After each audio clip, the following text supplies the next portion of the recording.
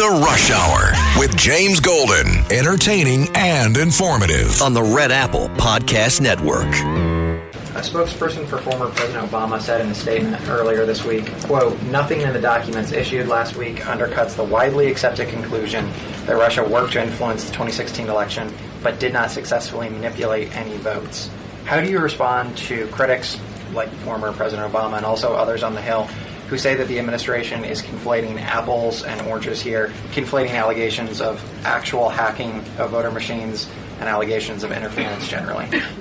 I think it's a disservice to the American people that former President Obama's office and others who are criticizing the transparency that is being delivered by releasing these documents. They are doing a disservice to the American people and trying to deflect away from their culpability in what is a historic scandal and negative action towards the American people and our democratic republic. The answer to that statement can very clearly be found throughout all of the documents that we have released. Again, showing that Russia has took action to try to sow discord in the election, but showed no preference for or against any singular candidate.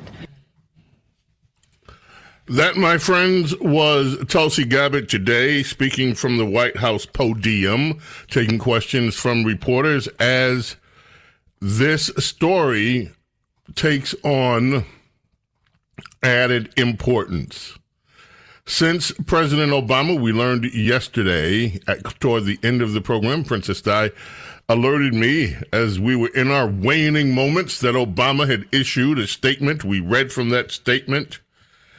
And now Tulsi Gabbard has been asked about it, head of the Director of National Intelligence, and she has responded. This is a big deal. And my question to Princess Diana in the waning moments of via text in the waning moments of the program yesterday was, I read this as they are worried. And I got a thumbs up. They're worried. And they should be worried, my friends. The documents that are coming out now are stunning. This is not going away. And you can also hear the panic in certain circles of the Democrat Party. I give you for evidence of that. Cut to Carlos, Representative Jim Hines, who seems to be the point man, at least as far as he's Democrat from Connecticut. On PMS DNC, this is what he had to say. My only question is, when people like Tulsi Gabbard and Donald Trump accuse an ex-president of a capital crime that is punishable by death, who is going to die? Who is going to die because they've decided that they need a distraction away from the Epstein calamity, which they brought upon themselves? Well, number one, this has nothing to do with Epstein. There is news on that front.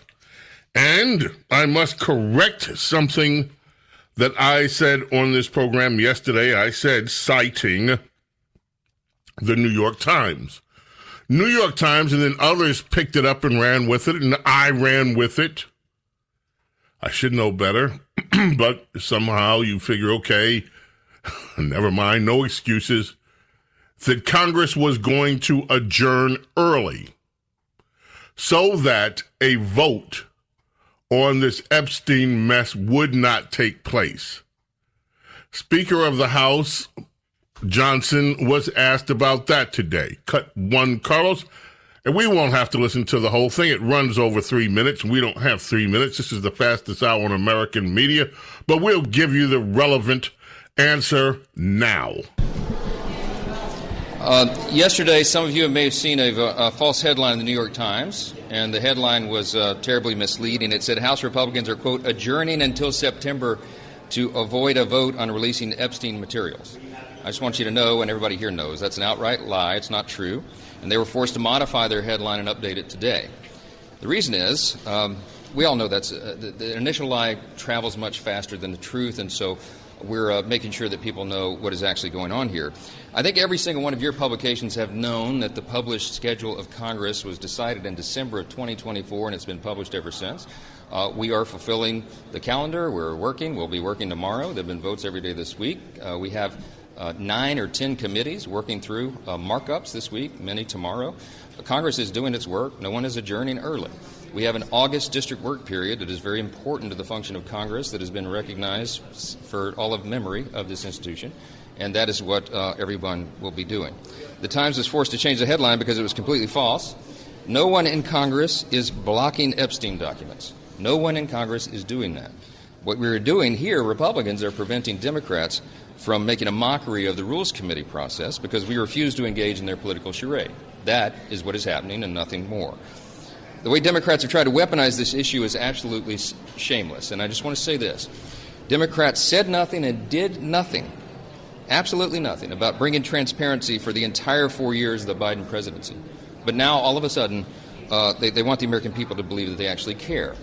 Their actions... Okay, and that's the gist of it is, look, folks, I read the headlines. Congress is adjourning early.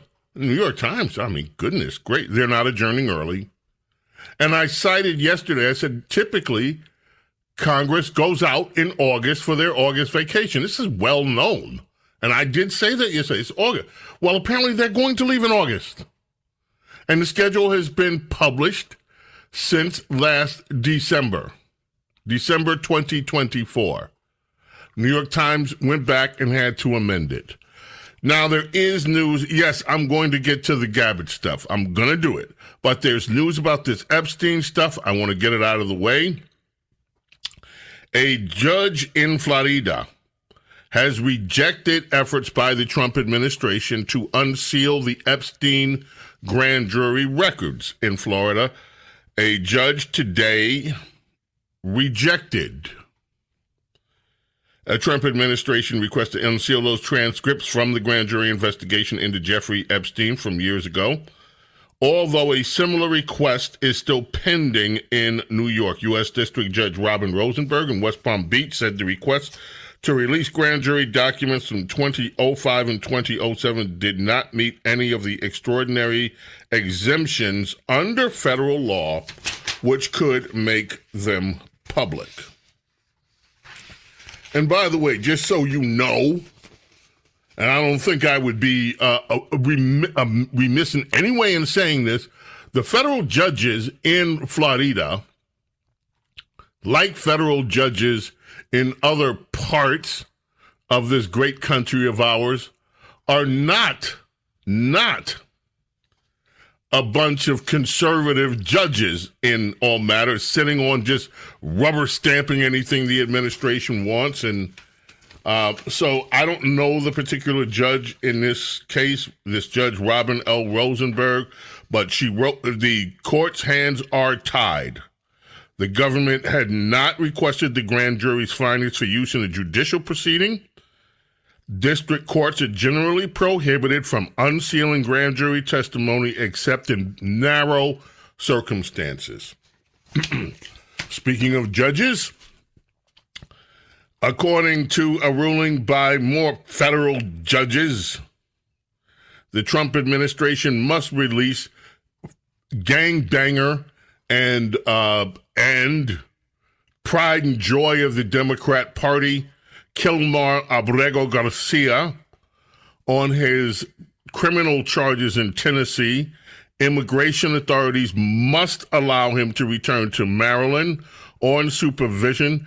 Two judges ruled that immigration can't take him into custody. He's got to return to the Maryland, where the Maryland father, never mind mention alleged of child trafficking, among other things, illegal in this country. Judges rule in favor of the Democrats in their defense of this gangbanger. Now,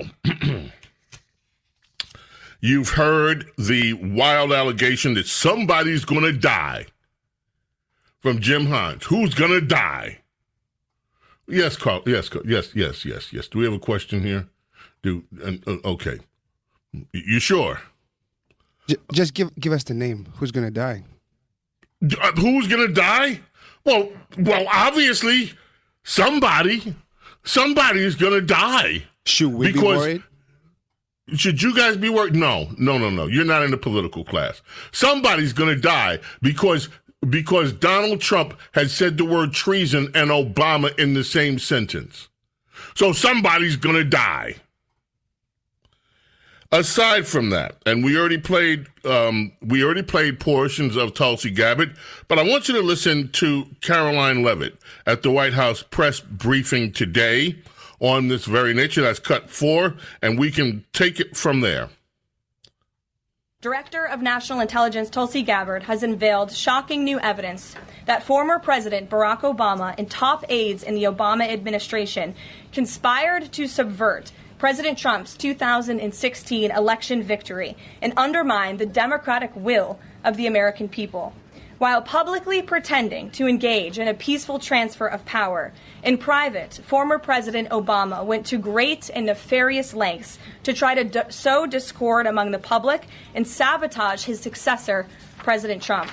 The new evidence released by the Director of National Intelligence, who is here with me today, confirms that the Obama administration manufactured politicized intelligence, which was later used as the justification for baseless smears against President Trump in an effort to try to delegitimize his victory before he even took the oath of office.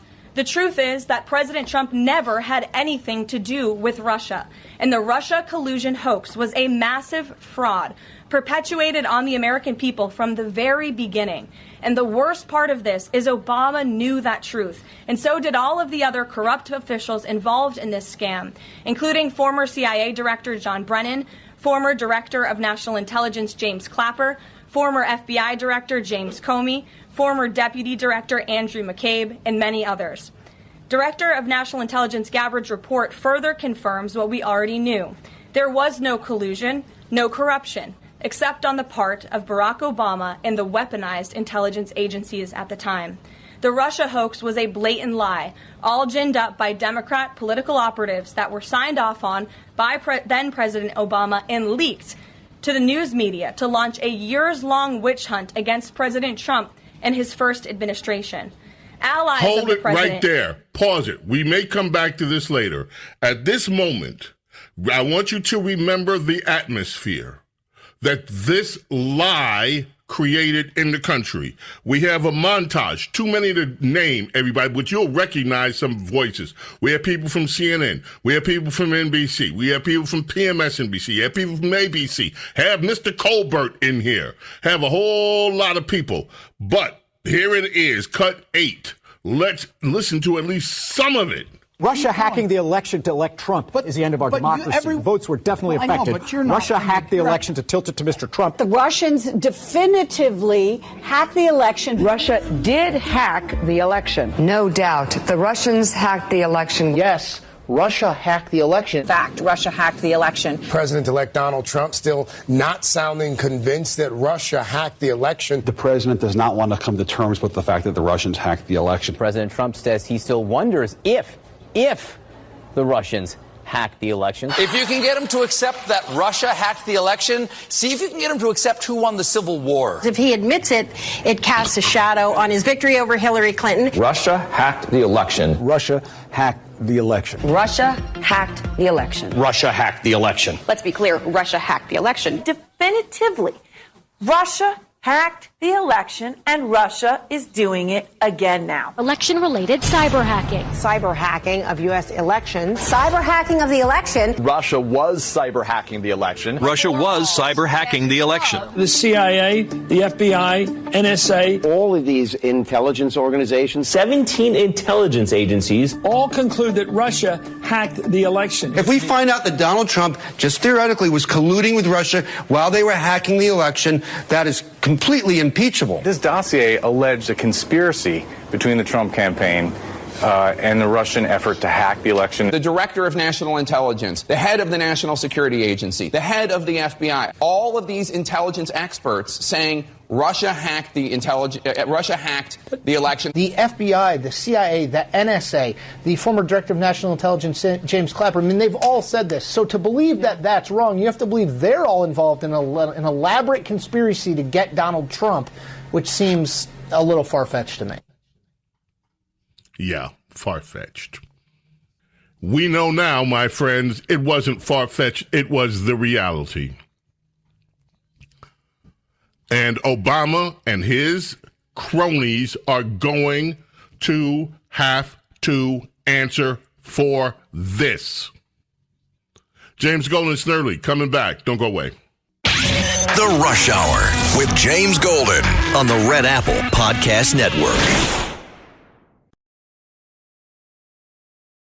The Rush Hour with James Golden. Entertaining and informative on the Red Apple Podcast Network. I think there is enormous amounts of evidence. What you do with that evidence, where it leads, I'm reserving my judgment until we finish. But there's no one that could factually say there's not plenty of evidence of collaboration or communications between Trump Organization and Russians. That was Senator Mark Warner. Another one, hook, line, and sinker, pushing this idea that Donald Trump, and this, of course, extends to his family, and yes, the Democrats did try to attack his family and drag them through the mud in all of this, and he's one of them too. It wasn't just the lazy, incompetent Washington press corps and the lazy, complicit mainstream media. It was Democrat elected officials that were parroting these lines too, including Senator Mark Warner of Virginia. Now, there is so much more. Hillary Clinton's name is starting to appear in some of the discussion. Headline, Daily Mail. Hillary Clinton's reliance on heavy tranquilizers and psycho-emotional problems hidden by Obama. Damning Doc's claim. Oh, we're coming back. Believe me, we're coming back. The Rush Hour with James Golden on the Red Apple Podcast Network. The Rush Hour with James Golden. Entertaining and informative on the Red Apple Podcast Network. Multiple intelligence community assessments released in the months leading up to the November 2016 election concluded that Russia had neither the intent nor capability to impact the outcome of the U.S. election.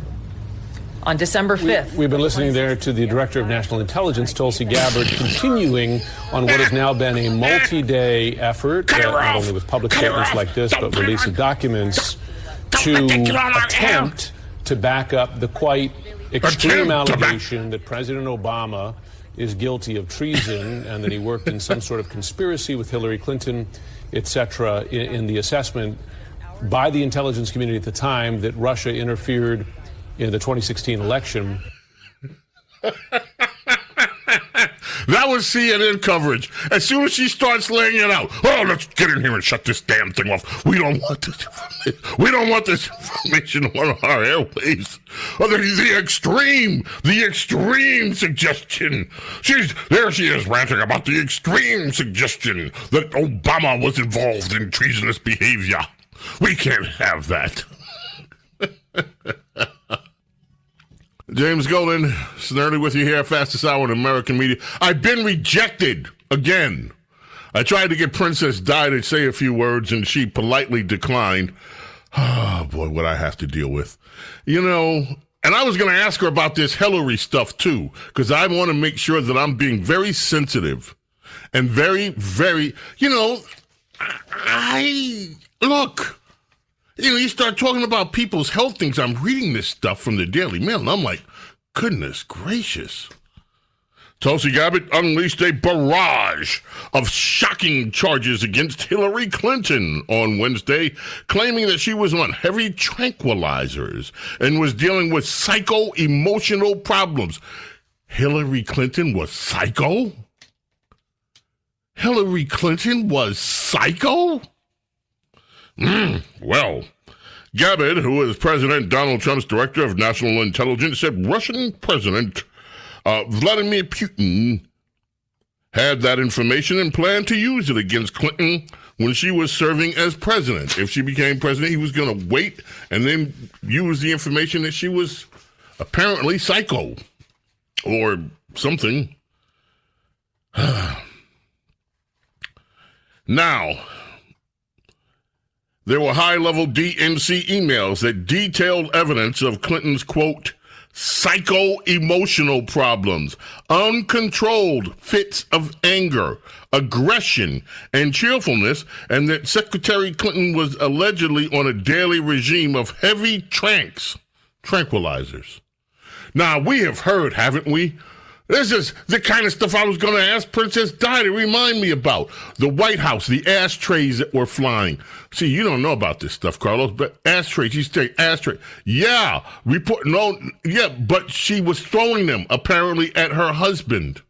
Yeah, the President of the United States, in fit of anger. That's what we heard back then, that she was. In fact, we heard back then, when she was First Lady of the United States of America, that if she walked down the hallway, the aides and stuff hanging around, they were ordered, don't look at her. Don't you raise your, like they did, don't look at her. Don't look her directly in the eye. It's not like Medusa, it's not like you're going to turn to stone, but it was like your butt behind in trouble. You look at that lady, get her wrong. Get her crossed out, so. Anyway, Daily Mail, this is not me.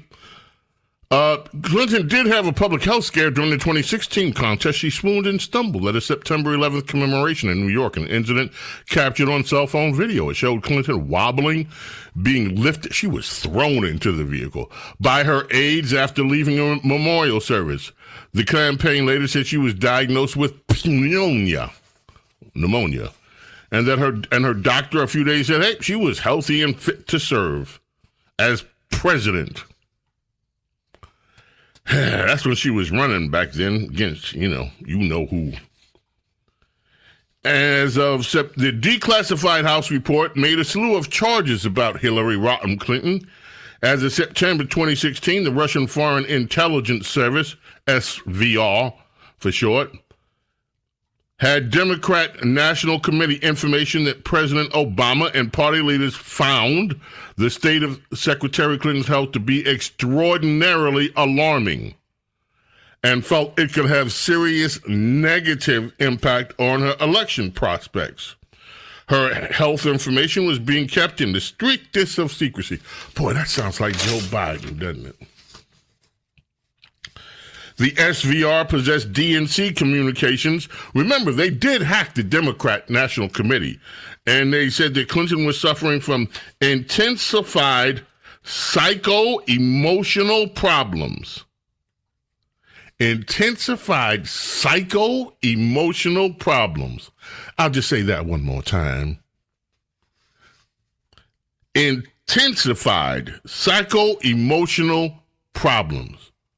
Carlos, have you ever had a girlfriend that had intensified psycho-emotional problems? What does that even mean? It means they're psycho. They totally psycho. They're unhinged. It means they're out their mind. They're crazy. Maybe that's what the Democratic Party does to you, you know? You know how some football players get CTE and like brain damage. You serve for the Democratic Party, you get psycho, whatever you said. Intensified psycho-emotional problems. Intensified. Why would they have to put intensify in front? It sounds a little bit Because that means it was really, really bad psycho. It wasn't just your ordinary psycho. Like, I could get myself in real trouble here. And I could start talking about cyclical behaviors that happen, that are hormonally driven, that would make... don't hold your hands up there. I said I could talk about it, but I'm not going to, because I know better. But I'm just saying, we're not talking about that kind of stuff here. We're talking about intensified psycho-emotional problems. Maybe, maybe her losing too much had got into her head. Oh, you think it's kind of a PTSD thing? I mean, she lost to Obama, and then she lost to Trump when she was up all the time. Yeah. Okay, well, maybe that makes sense. So anyway, those are part of the documents, too. Strong-willed female friends that I have. Yeah. The strong-willed females. I'm being rejected, and you just have strong females around you. Anyway, intensified psycho. Let's move on. So we have more Tulsi Gabbard. We also have others in the media. Here's an exchange that was on the Abby Show. Abby Show cut 6 between Brad Todd, Republican guy, Clinton aide Keith Boykin. And these Clinton aides, these Democrats are upset about these allegations. Let's just listen to this exchange with Brad Todd and Clinton aide Keith Boykin on the Abby Show. First off, I thought the key part about President Obama's quote was that the Russians did not actually manipulate any votes. Yeah, we knew that already. Oh, wait a minute. In the immediate aftermath of the 2016 election, you could hardly find a Democrat who was not screaming that Russia rigged the election. Why are we talking about this? This is not the issue. You're trying to avoid the subject. President Obama said that Russia did not manipulate any votes. We should note that because every liberal in America said that was the case. All right, noted. You're doing everything you're possible not to talk about the fact that the President of the United States, the current President of the United States, just accused a former president of treason and suggested a prosecution of that former president with no evidence. That is the problem. You can calm down. I don't think I'm not going to calm down. I don't think he'll be prosecuted. Why don't you talk about that instead of talking about Obama? Because Obama just undid 3 years of Democrat mythology. What? Please, let's not talk about this. I don't want to talk about your distractions. These people, this is just the beginning of the hysteria, my friends. They are hysterical. Oh, I'm getting notes from, don't you dare start talking about cyclical, psycho-emotional problems. I didn't. Yes, Carlos? No, we said, we concluded that it's because of her, her losing to so many men. Right. Losing to men. And that's what made the intensified psychodrama, emotional problems. It wasn't anything else that sometimes men have to contend with. Anyway, so we have that. They're having a cow, and this is going to get worse. And I'm going to ask Princess Diana, maybe she'll bless us with her appearance on Saturday, and I can ask her more about this, the reaction that some of these Democrats are having. And I want to see what she thinks is really going to happen with all of this. Let's move on. Time is running short. We spent most of the show already talking about the Congress stuff going on, the lies there, some headlines, and then this Tulsi Gabbard thing. We have more, but we have other stories I want to hit to too, like this one. Sunny Hostin is a lawyer. She a warrior. And she also on The View, or Da View. Excuse me for being a little ebonic here, folks. Just tolerate it, please. She mad. She be real mad. She be so mad because Colbert is being taken off by CBS. Cut 10. This is lawyer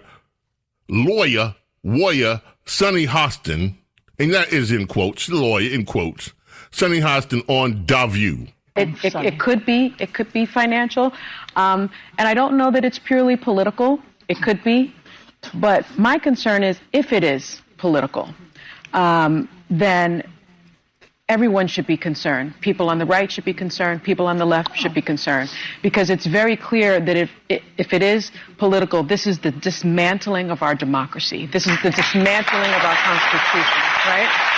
And so the First Amendment is the First Amendment for a reason, and that is freedom of the press, freedom of speech, freedom to speak truth to power. If that is taken away, if the comedians are being attacked, then that means our Constitution is being dismantled. That's right. That means the very rubric of our democracy is being dismantled. And I think every single person should be really, really concerned about it. I'm thrilled that Senator Warren, Elizabeth Warren, Senator Bernie Sanders is asking Skydance, is asking for answers whether or not this was political. The Writers Guild is actually asking the Attorney General to look into this situation to find out if it was political. And if we find out it's none of shut her up. I can't take it. It is not Bernie Sanders' millionaire business.